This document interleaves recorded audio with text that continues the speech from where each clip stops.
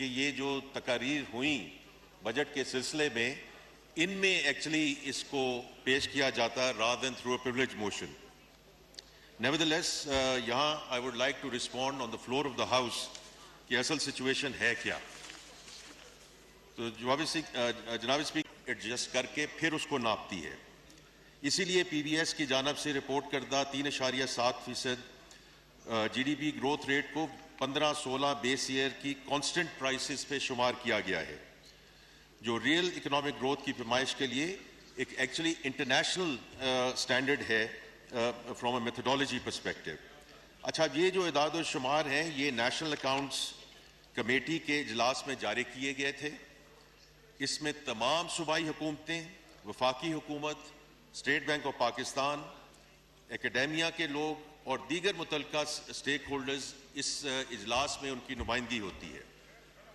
اچھا، یہ تو آگے جی جو real G D P growth کی بات ہے. اب دوسری جانب جو ہے نامنل جی ڈی پی کی بات ہے، جو کرنٹ مارکیٹ پرائسز پر ناپا جاتا ہے. اب اس میں کانسیپٹ اور میجرمنٹ دونوں اعتبار سے یہ real G D P growth سے مختلف ہے. سو یہ سمجھنا بہت ضروری ہے، اور اسی لیے ایس این اے 2008 اور again in line with international standards مالی سال 2025 میں معیشت کا حجم again nominal G D P یہ 408.2 ارب امریکی ڈالر سے بڑھ کر مالی سال 2026 میں 452.1 ارب امریکن ڈالر کا اس کا تخمینہ تھا جو ہم نے پیش کیا. اچھا، اب اس میں جو روپی ویلیو ہوتی ہے نامنل جی ڈی پی کو کہ اس کو ایوریج ایکسچینج ریٹ کے ذریعے امریکی ڈالر میں تبدیل جو ہے اس کو تبدیل کیا جاتا ہے to get to the actual dollar value. Again as per international practices یہ جو پر کیپٹا انکم کا تعین ہے یہ بھی کرنٹ پرائسز پر ہوتا ہے اور گراس نیشنل انکم اور ایسٹیمیٹڈ پاپولیشن کی بنیاد پر کیا جاتا ہے. اب یہ جو گراس نیشنل انکم ہے یہ نامنل جی ڈی پی اور بیرون ملک سے حاصل ہونے والی نیٹ فیکٹر انکم کا مجموعہ ہوتی ہے، اور اس میں بنیادی طور پہ جو ورکرز ریمیٹنسز ہیں وہ شامل کیے جاتے ہیں. جہاں تک آبادی کی تخمینے 2023 کی مردم شماری اور national institute of population studies اور ministry of national health services regulation and coordination کی جانب سے جاری کردہ پاپولیشن پروجیکشنز کے بنیاد پہ یہ پریپیئر کی جاتی ہیں in terms of the denominator. جناب اسپیکر، میں آخر میں پھر یہ واضح کرنا چاہتا ہوں کہ یہ جو اکنامک انڈیکیٹرز کی رپورٹنگ کے لیے استعمال ہونے والی جو میتھڈالوجی ہے اس میں بالکل کوئی تبدیلی نہیں لائی گئی. اور میں ان معزز اراکین کے سامنے یہ جو 2018 کے مالی سال جب ایکچولی ان کا دور حکومت تھا اس کے بھی میں نے اعداد و شمار جو ہیں اس چارٹ میں لگا دیے ہیں جو ان کی ہم خدمت میں پیش کر دیں گے تاکہ یہ واضح ہو جائے کہ there is consistency of measurement from administration to administration, اور اس میں کوئی تبدیلی نہیں آئی. تو آپ کی اجازت سے یہ جو رسپانس ہے جی میں ان معزز اراکین تک ہم پہنچا بھی دیں گے. جناب اسپیکر، آپ کی اجازت سے اب میں اختتامی بجٹ تقریر پہ بات کرنا چاہوں گا. جناب اسپیکر، الحمدللہ ہماری کوششیں رنگ لائی ہیں، خطے میں جنگ کے بادل چھٹ گئے ہیں اور امن کی فاختہ پھر سے اڑنے لگی ہے. پاکستان نے جس خلوص اور دل جمی کے ساتھ امریکہ ایران جنگ رکوا کر ایک مخلص ثالث کا کردار ادا کرتے ہوئے 4 دہائیوں سے متحارب دونوں ممالک کو مذاکرات کی میز پر اکٹھا کیا، ان کی پرخلوص میزبانی کی اور ان کے باہمی اختلافات دور کر کے امن کی دستاویز پر دستخطوں کو ممکن بنایا. اس سے ہمارے ملک اور قوم کا وقار بلند ہوا اور قوموں کی برادری میں ہمیں بے پناہ عزت و تحسین ملی. یہ ہماری سیاسی اور سفارتی تاریخ کا ایک روشن باب ہے جس پر وزیر اعظم محمد شہباز شریف صاحب، فیلڈ مارشل سید عاصم منیر صاحب، ہماری قومی قیادت، اتحادی اور اپوزیشن جماعتیں، ہماری پارلیمان اور ہماری پوری قوم مبارکباد اور تحسین کی مستحق ہے. جناب speaker, I want to submit to this august House that the first dividend of this peace agreement has already been announced by the Honourable Prime Minister yesterday evening in terms of significant reduction in the petroleum prices. جناب speaker, میں مالی سال 26-27 کے budget کی طرف آتا ہوں. میں سب سے پہلے تمام معزز اراکین اسمبلی کا شکریہ ادا کرتا ہوں جنہوں نے مالی سال 26-27 کی بجٹ بحث پہ بھرپور حصہ لیا۔ میں خصوصاً قائد حزب اختلاف جناب محمود خان اچکزئی صاحب، سینٹ کی قائمہ کمیٹی کے چیئرمین سینیٹر سلیم ماندی والا صاحب، قومی اسمبلی قائمہ کمیٹی کے چیئرمین سید نوید قمر صاحب اور ان دونوں فائنانس اینڈ ریونیو کمیٹیوں کے جملہ ارکان کا تہہ دل سے شکریہ ادا کرنا چاہوں گا۔ انہوں نے پچھلے 2 ہفتوں میں انتہائی خلوص اور محنت کے ساتھ بجٹ تجاویز کا بغور جائزہ لیا اور ان میں بہتری لانے کے لیے کئی تجاویز دیں، جن میں سے بعض تجاویز کو فائنانس بل 2026 میں شامل کرنے کا ارادہ ہے۔ میں اس کے ساتھ ساتھ میڈیا کے معزز دوستوں، معاشی تجزیہ کاروں، ماہرین اور چیمبرز آف کامرس کا بھی شکریہ ادا کرنا چاہوں گا۔ جناب اسپیکر، میں وزیر اعظم محمد شہباز شریف صاحب کی قیادت میں اتحادی حکومت میں شامل تمام سیاسی جماعتوں کے قائدین، خصوصاً جناب میاں محمد نواز شریف صاحب، جناب بلاول بھٹو زرداری صاحب، جناب خالد مقبول صدیقی صاحب، جناب چودھری شجاعت حسین صاحب، جناب عبدالعلیم خان صاحب اور جناب خالد حسین مکسی صاحب کا انتہائی شکر گزار ہوں۔ ان کی رہنمائی بجٹ ترتیب دینے کے لیے انتہائی اہم تھی۔ جناب اسپیکر، گزشتہ 2 ہفتوں میں بجٹ پر بحث کے دوران معزز اراکین پارلیمنٹ کی رائے سننے کو ملی۔ ان کی جانب سے بعض بجٹ اقدامات پر تحفظ کا بھی اظہار کیا گیا، لیکن ہمیں ایوان کے اندر اور ایوان سے باہر بڑی واضح فیڈ بیک ملی ہے کہ یہ مجموعی طور پر ایک مثبت اور پرو گروتھ بجٹ ہے which sets the foundation to accelerate the sustainable growth witnessed over the last 2 years. جناب اسپیکر، وزیر اعظم محمد شہباز شریف صاحب کی حکومت نے پچھلے بجٹ میں ہی اپنی ڈائریکشن آف ٹریول واضح کر دی تھی۔ گزرے سال میں ہم نے اس سمت میں کئی محاذوں پر پیش رفت کی ہے اور معاشی اشاریوں کو بہتر بنایا ہے۔ الحمدللہ آج ہماری صنعتوں کا پہیہ رواں دواں ہے۔ اس وقت لارج اسکیل مینوفیکچرنگ سیکٹر میں تقریباً 6.5% کی گروتھ ہے، جو کہ پچھلے 4 سال کی ریکارڈ سطح ہے۔ ہمارا ایکسٹرنل اکاؤنٹ بھی مستحکم ہے۔ پچھلے سال کی طرح اس مالی سال کے پہلے 11 مہینوں میں بھی ہمارا کرنٹ اکاؤنٹ سرپلس ہے۔ ہمارے بیرون ملک مقیم بہن بھائیوں نے پچھلے ماہ 4.25 ارب ڈالر کی ریکارڈ ترسیلات زر بھیجی۔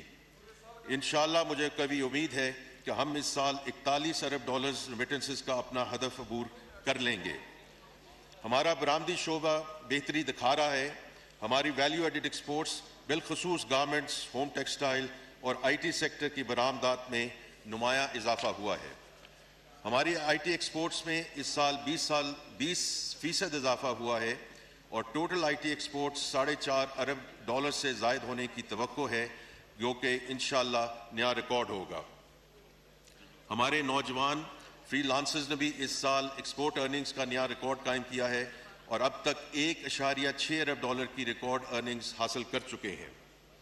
میں اپنی تقریر میں آگے چل کر بعض بجٹ اقدامات کا ذکر کروں گا جن سے ہمارے ایکسپورٹ لیڈ گروتھ کے ایجنڈا کو مزید تقویت ملے گی۔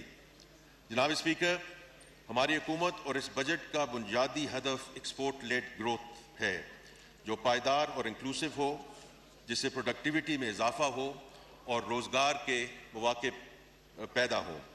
ہم اکثر یہ سنتے اور دیکھتے ہیں کہ ہمارے ہاں ڈاکومنٹڈ کارپوریٹ سیکٹر اور تنخواہ دار طبقے کو زیادہ ٹیکس کا بوجھ سہنا پڑتا ہے۔ حکومت نے اس بجٹ میں اس رجحان اور سوچ کو بدلا ہے اور برڈننگ کی بجائے براڈننگ اور ڈیپننگ پر فوکس کیا ہے۔ جناب اسپیکر، ہم نے اس تبدیلی کا آغاز پچھلے بجٹ میں کر دیا تھا اور اپنی سمت واضح کر دی تھی۔ اس بجٹ میں ہم نے اس حوالے سے اضافی اور ٹھوس اقدامات اٹھائے ہیں اور ایکوٹی اور فیئرنیس کے اصولوں کو مد نظر رکھتے ہوئے موجودہ ٹیکس گزاروں بالخصوص تنخواہ دار طبقہ، چھوٹے کاروباروں، صنعتوں، ایکسپورٹرز اور تعمیرات کے شعبوں پر ٹیکس کا بوجھ کم کیا ہے، جبکہ برآمدی شعبے اور زراعت کے لیے رعایتی قرضوں کی فراہمی کو یقینی بنایا گیا ہے۔ ٹیکس نیٹ کو وسعت دینے کے لیے ریٹیلرز کو ایک آسان اسکیم کے ذریعے نظام کا حصہ بنایا ہے اور کمپلائنس اور انفورسمنٹ کو مزید بہتر اور مؤثر بنانے کے لیے جامع اقدامات اٹھائے ہیں۔ جناب اسپیکر، ہم نے ٹیکس نظام میں بنیادی اصلاحات کی ہیں جن کا سلسلہ پچھلے 2 سال سے جاری ہے۔ ہم نے ٹیکس پالیسی کو ٹیکس ایڈمنسٹریشن سے الگ کیا ہے۔ ہم انہی اصلاحات کے تسلسل میں ایک نیا ٹیکس آپریٹنگ ماڈل متعارف کروا رہے ہیں جس میں ٹیکس گزار اور ٹیکس افسر کے درمیان انٹریکشن ختم ہو جائے گا اور آڈٹ، تشخیص اور نفاذ کا تمام تر عمل ایک خودکار اور فیسلیس نظام کے تحت سر انجام پائے گا۔ ان اصلاحات کا سادہ اور واضح مقصد ڈیجیٹائزیشن اور AI کے استعمال کے ذریعے ثوابدیدی اختیارات، ڈسکریشنری پاس ختم کر کے ہراسمنٹ کے واقعات کا سدباب کرنے کے ساتھ ساتھ شفافیت اور ٹیکس قوانین کی تعمیل کو فروغ دینا ہے۔ جناب اسپیکر، بجٹ پر بحث کے دوران بعض معزز اراکین کی جانب سے FBR کی کارکردگی اور ٹیکس محصولات کے حصول پر بات کی گئی ہے۔ ہم تعمیری اور مثبت تنقید کا خیر مقدم کرتے ہیں، لیکن اس تنقید کو سیاق و سباق میں رکھنا ضروری ہے۔ میں معزز ایوان کے سامنے ایک کمپیریٹیو انالیسز رکھنا چاہتا ہوں۔ ہم نے دیکھا کہ 1988 سے لے کر 2011 تک یعنی کہ 23 سالوں میں $14 ارب کے اضافی محصولات جمع کیے گئے۔ اسی طرح اگلے 13 سالوں یعنی 2011 سے 2024 تک کے عرصہ میں بھی $14 ارب کے اضافی محصولات جمع کیے گئے۔ اس کے مقابلے میں ہماری حکومت نے محض پچھلے 2 سال کی مختصر مدت میں $14 ارب کے اضافی محصولات حاصل کر لیے ہیں۔ یہ سب کچھ وزیر اعظم محمد شہباز شریف صاحب کی ذاتی توجہ اور لگن سے ممکن ہوا ہے، جو انہوں نے پچھلے 2 سالوں میں FBR کی تنظیم نو پر مرکوز کی ہے اور معاشی ایجنڈا کی تکمیل کے لیے مالی وسائل کی فراہمی کو اولین ترجیح دی ہے۔ جناب اسپیکر، اس بجٹ پر بحث کے دوران کئی معزز اراکین اسمبلی کی جانب سے زراعت کے شعبے پر گفتگو کی گئی۔ میں اس بحث کا خیر مقدم کرتا ہوں کیونکہ زراعت ہماری معیشت کی ریڑھ کی ہڈی ہے۔ میں اس معزز ایوان پر یہ بات واضح کرنا چاہتا ہوں کہ حکومت نے زراعت اور کسانوں کے لیے خاطر خواہ ریلیف اور ترقیاتی پیکیجز کا اعلان کیا ہے۔ حکومت نے زرعی پیداوار بڑھانے اور چھوٹے کاشتکاروں کو قرضے دینے کے لیے زرخیزی اسکیم شروع کر دی ہے، جس کے تحت $300 ارب کے بلا سود and even more importantly collateral فی قرضے فراہم کیے جا رہے ہیں اور اس اسکیم سے 7.5 لاکھ چھوٹے کاشتکار مستفید ہوں گے۔ وزیر اعظم youth agriculture and business loan scheme کے تحت زرعی شعبے میں $109 ارب سے زائد کے قرضے دیے جائیں گے، جس کی سبسڈی کے لیے اس بجٹ میں $9.5 ارب مختص کیے گئے ہیں۔ کھاد کی قیمتیں کنٹرول میں رکھنے کے لیے $15.8 کا پیکج دیا گیا ہے، جس میں یوریا کھاد پر $10 ارب کی سبسڈی بھی شامل ہے۔ وفاقی حکومت نے ترقیاتی پروگرام کے تحت زراعت اور لائف سٹاک کے ترقیاتی منصوبوں کے لیے $4.2 ارب مختص کیے ہیں۔ ان میں 2 جاری منصوبے اور 1 نیا منصوبہ شامل ہے۔ زراعت کو جدید بنانے کے لیے تقریباً $2 ارب کا امپورٹ ڈیوٹی ریلیف دیا جا رہا ہے، جس کے تحت 175 ہارس پاور سے زائد کے ٹریکٹرز، مکئی کی کٹائی کے لیے مشینوں، کمبائن ہارویسٹرز، زرعی پمپس اور اسپیئر پارٹس پر ڈیوٹیاں مکمل طور پر ختم کر دی گئی ہیں۔ کھیت اور فارم کو جدید خطوط پر استوار کرنے کے لیے مارک اپ سبسڈی اور رسک شیئرنگ اسکیم کی مد میں $5 ارب مختص کیے گئے ہیں۔ فصلوں اور لائف سٹاک کی انشورنس اسکیم کے لیے $1.7 ارب رکھے گئے ہیں۔ جناب اسپیکر، یہ میں خاص طور پہ ذکر کرنا چاہتا ہوں کہ ہم چین کے ساتھ زرعی تعاون کو وسعت دے رہے ہیں۔ وزیر اعظم محمد شہباز شریف صاحب کے انیشیٹو پر 1000 پاکستانی طلباء، زرعی ماہرین اور کسانوں کو چینی زرعی جامعات اور تحقیقی اداروں میں جدید مہارتوں سے آراستہ کیا جا رہا ہے۔ اب تک اس پروگرام کے تحت 885 طلباء، زرعی ماہرین اور کسان مستفید ہو چکے ہیں، اور اس کا مین مقصد یہ ہے کہ جو انہوں نے چین میں جدت لائے ہیں اور جو ان کی بیسٹ پریکٹسز ہیں ان کو سکسیس ٹرانسفر کیا جائے انٹو دی ایگریکلچر سیکٹر ان پاکستان۔ اور آخر میں یہ کہوں گا کہ نجی شعبے کی شراکت کے ساتھ زرعی کولڈ سٹوریج بنانے جا رہے ہیں، جس پر $7.1 ارب خرچ ہوں گے، because this value chain and investing in this value chain is extremely important to get the value-added agriculture moving.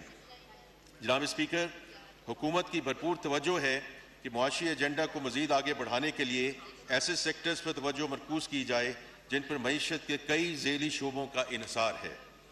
تعمیرات اور ہاؤسنگ کا شعبہ پوری معیشت کے لیے اکنامک ملٹی پلائر کی حیثیت رکھتا ہے۔ اس شعبے کو متحرک کرنے، سرمایہ کاری کی حوصلہ افزائی کرنے اور روزگار کے نئی مواقع پیدا کے لیے ہم نے بجٹ میں ہاؤسنگ اینڈ کنسٹرکشن شعبے پر عائد ٹیکسوں کو معقول اور متوازن بنایا ہے اور سبسیڈائز لو کاسٹ ہاؤسنگ فراہم کرنے کے لیے وزیر اعظم اپنا گھر پروگرام کا آغاز کر دیا ہے۔ جناب اسپیکر، میں نے معزز ایوان کے سامنے بجٹ کی ترجیحات رکھ دی ہیں۔ میں یہاں پاکستان کے عوام کو خراج تحسین پیش کرنا چاہوں گا جنہوں نے معاشی استحکام کے سفر میں ہمارا بھرپور ساتھ دیا۔ ہماری حکومت کا وعدہ تھا کہ ہمیں جیسے ہی وسائل دستیاب ہوں گے ہم ان وسائل سے ریلیف پرووائڈ کریں گے۔ وزیر اعظم محمد شہباز شریف صاحب کی حکومت نے اپنے اس وعدہ کی پاسداری کرتے ہوئے بجٹ میں ٹھوس اقدامات اٹھائے ہیں۔ ہم نے تنخواہ دار طبقے کو ٹیکس کی مد میں خاطر خواہ ریلیف دیا ہے۔ حکومت نے سرکاری ملازمین کی تنخواہوں، پینشنرز کی پینشن اور کم سے کم ماہانہ اجرت میں بھی اضافہ کیا ہے۔ یہ میں خاص طور پہ ذکر کرنا چاہتا ہوں کیونکہ پارٹ آف دس از کہ جو ریمونریشن کا ہے اور دوسرا ہے اس کا جو فیسیلیٹیشن ہے۔ تو فیسیلیٹیشن سائٹ پہ حکومت نے ریٹائرڈ سرکاری ملازمین کی ماہانہ پینشن کے حصول میں آسانی پیدا کرنے کے لیے پروف آف لائف سرٹیفکیٹ کو انتہائی آسان اور جدید خطوط پر استوار کیا ہے۔ آپ جانتے ہیں کہ عمر رسیدہ پینشنرز کے فنگر پرنٹس وقت کے ساتھ مدھم پڑ جاتے ہیں اور انہیں بایو میٹرک ویریفیکیشن میں پریشانی کا سامنا کرنا پڑتا ہے۔ ہم نے اس مسائل کے حل کے لیے فیشل ریکگنیشن کا نظام متعارف کروا دیا ہے۔ اب پینشنرز گھر بیٹھے پاک آئی ڈی ایپ کا استعمال کرتے ہوئے اپنی proof of life identity verification کر سکتے ہیں۔ ہم نے خواتین کی صحت کے لیے ضروری اشیاء کنٹراسیپٹیوز پر ٹیکس کا خاتمہ کیا ہے اور جان بچانے والی ادویات پر ٹیکس میں کمی کی ہے۔ جناب اسپیکر، میں یہ بھی ذکر کرنا چاہتا ہوں کہ حکومت نے اعلیٰ تعلیم کے معیار کو برقرار رکھنے کے لیے ٹینیور ٹریک سسٹم کے تحت یونیورسٹی اساتذہ جن میں پروفیسرز، ایسوسیٹ پروفیسرز اور اسسٹنٹ پروفیسرز شامل ہیں ان کی تنخواہوں کو ریگولر گریڈز کے مقابلے میں 35% زیادہ کرنے کا فیصلہ کیا ہے۔ جناب اسپیکر، سینٹ کی قائمہ کمیٹی برائے خزانہ و محصولات نے ہمیں اپنی قیمتی تجاویز سے نوازا جس کے بارے میں آج یہاں ایوان میں اس پہ بحث بھی ہوئی۔ ان کی کئی تجاویز یا تو اس فائنانس ایکٹ کا حصہ بن رہی ہیں یا ہمیں مستقبل کی ٹیکس پالیسی کے بارے میں رہنمائی فراہم کر رہی ہیں۔ اسی طرح قومی اسمبلی کی قائمہ کمیٹی برائے خزانہ و محصولات میں زیر بحث آنے والی تجاویز بھی فائنانس بل میں شمولیت کے لیے زیر غور ہیں۔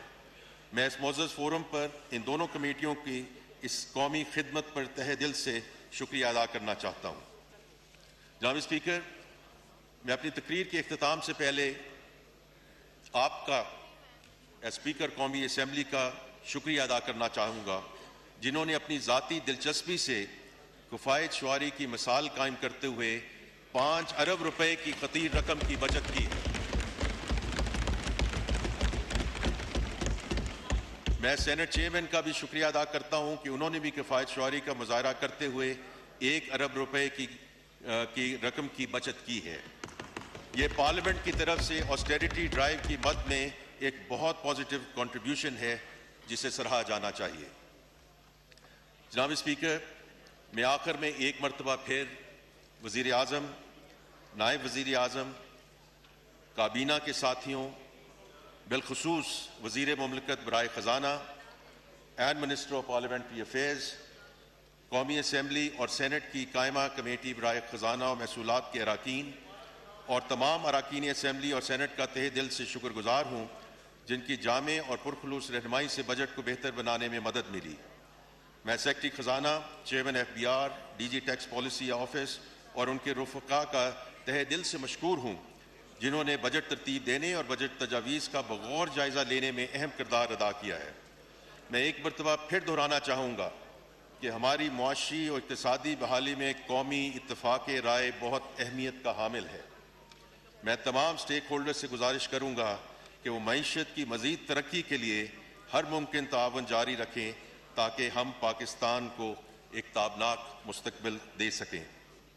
جناب اسپیکر، میں اپنی تقریر کا اختتام مرحوم احمد ندیم قاسمی صاحب کے چند دعائیہ اشعار پر کرنا چاہتا ہوں۔ خدا کرے کہ میری عرض پاک پر اترے وہ فصل گل جسے اندیشہ زوال نہ ہو، یہاں جو سبزہ اگے وہ ہمیشہ سبز رہے اور ایسا سبز کہ جس کی کوئی مثال نہ ہو۔ خدا کرے نہ خم ہو سر وقار وطن اور اس کے حسن کو تشویش ماہ و سال نہ ہو۔ خدا کرے کہ میری عرض پاک پر اترے وہ فصل گل جسے اندیشہ زوال نہ ہو۔ پاکستان زندہ باد۔